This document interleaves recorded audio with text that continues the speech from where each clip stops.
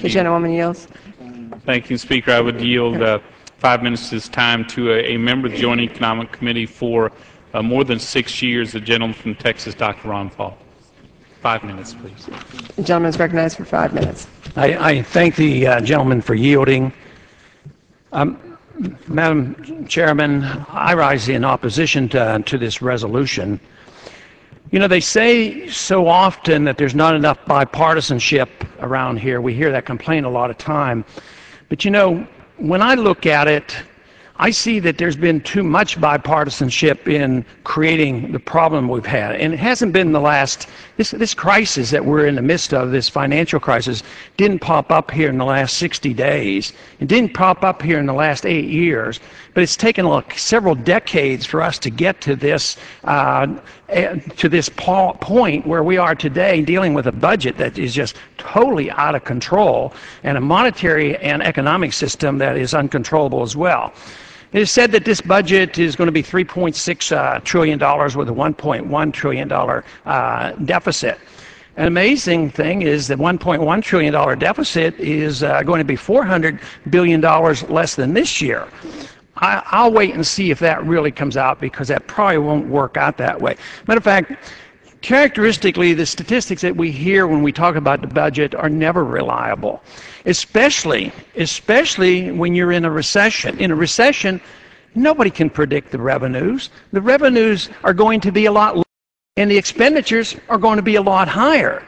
So I am making a prediction that the spending will be over $4 trillion this year, and that the deficit is going to be over $2 trillion.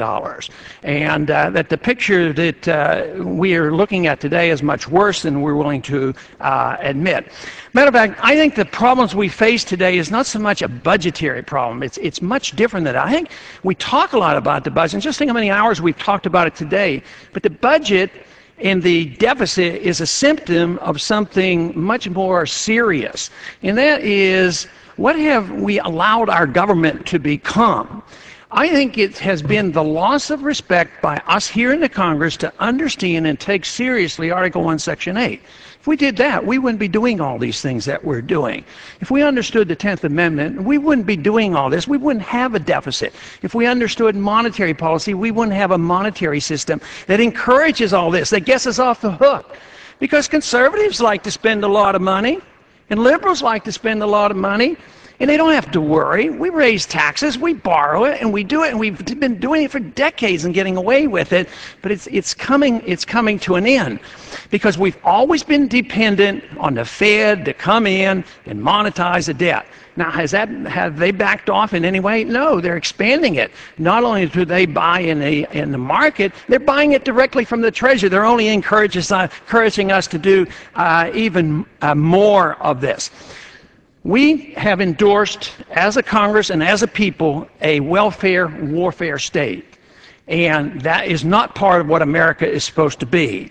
And it encourages the spending and the borrowing and the deficits and all the inflation.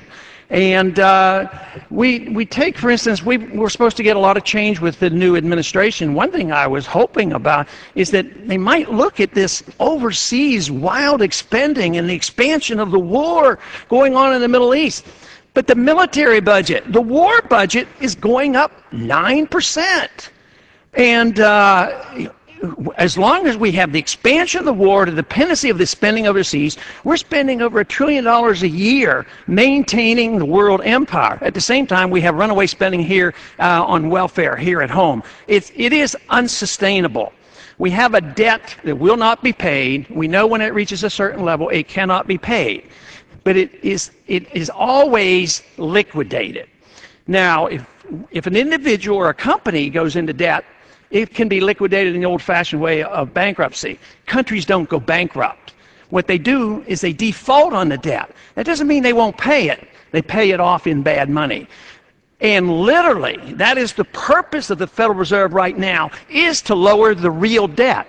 So if you destroy 50% of the value of the dollar in the next year or two, the real debt has gone down 50%. Literally, the Federal Reserve Board is praying for, encouraging inflation to lower the real debt because it can't be sustained. But who does that hurt? It hurts the people who save. The people who save get 1% on their earnings, and we tax the little bit they get, and the people who are doing the right thing are being punished the most. So the ones who live beyond their means get bailed out. And it's a very bad system that we have, and we have to decide what the role of government ought to be. You know, we do blame the banks, we blame the business people and everybody, but you know, I have a lot of people who come to my office and they say, cut his, but don't cut my program. So we have to decide as a people, what should the role of government be? And if we think the role of government is going to be and should be the policeman of the world and to run the welfare state, Time has expired. this budgetary problem will never be solved.